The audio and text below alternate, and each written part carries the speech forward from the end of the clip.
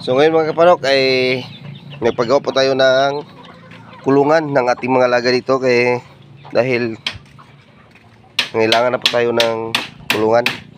Ayan si Bayaw. Si Bayaw yung gumawa ng kulungan natin dahil busy na po tayo sa ating trabaho. Ayan. Malapit nang matapos. Ayan. Kita ko po sa inyo, kanok.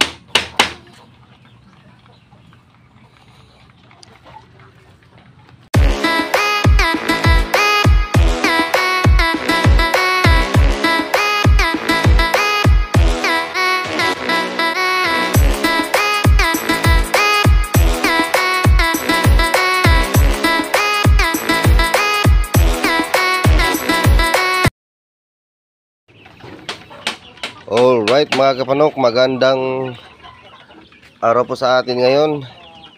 So ngayon po dito tayo sa ating area. So pakita ko po sa inyo mga kapanok yung area natin dito na yung ulan. So yan ang kagaya natin sa ating mga alaga ngayon. Yan.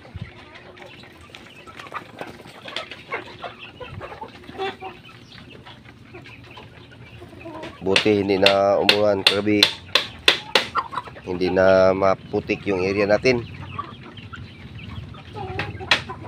dahil nung nakarang araw mga kapanok, grabe ang putik dito mga kapanok. Parang nagbasak yung ating mga alagang manok dito. Yan sila. So tapos na natin po sila bigyan ng kanilang pagkain, pero alam nyo mga kapanok, yung mga alaga natin parang palagi nagugutom mo.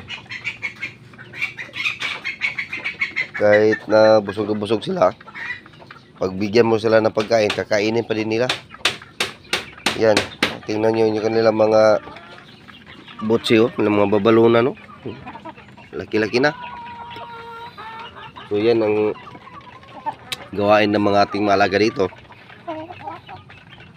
Kakain sila ng kakain pag may ibigay sa kanila pagkain. So ngayon mga kapanok ay nagpagawa po tayo ng kulungan ng ating mga alaga dito dahil kailangan na po tayo ng kulungan. Ayan si Bayaw. Si Bayaw yung gumawa ng kulungan natin dahil busy na po tayo sa ating trabaho. Ayan. Malapit nang matapos. Yan, kita ko po sa inyo, kanok.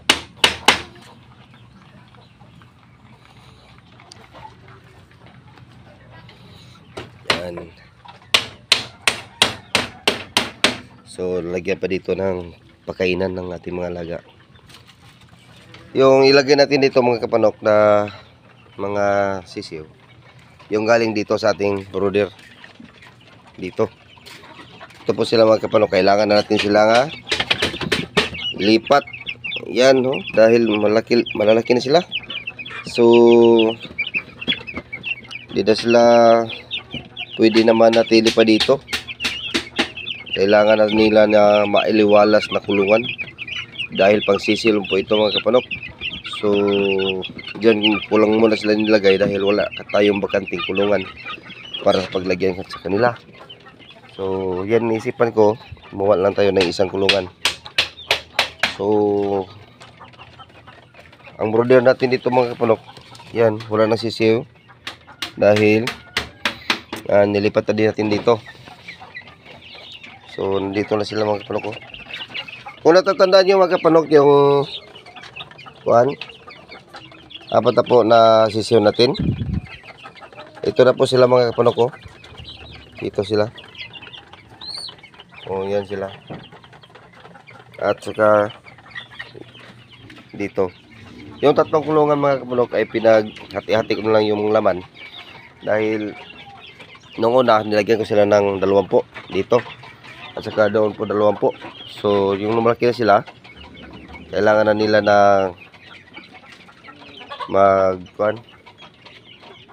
kulangan natin sila para hindi sila makuha dito, maghuot. So ngayon, may 12 lang sila dito mga kapanok. Noong una, 2 po sila dito.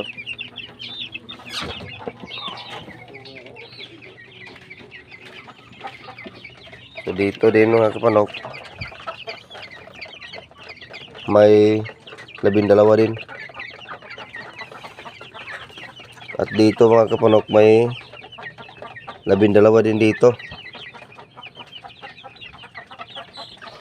So hindi na sila mga kapanok, hindi na sila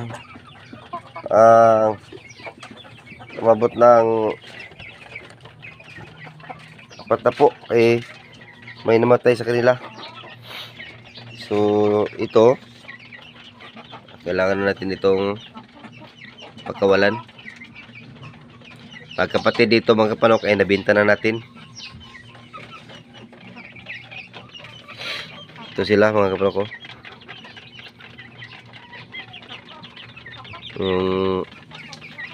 Yung mga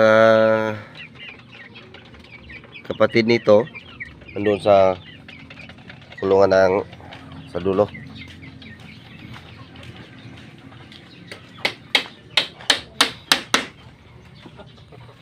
Dito sila mga ko.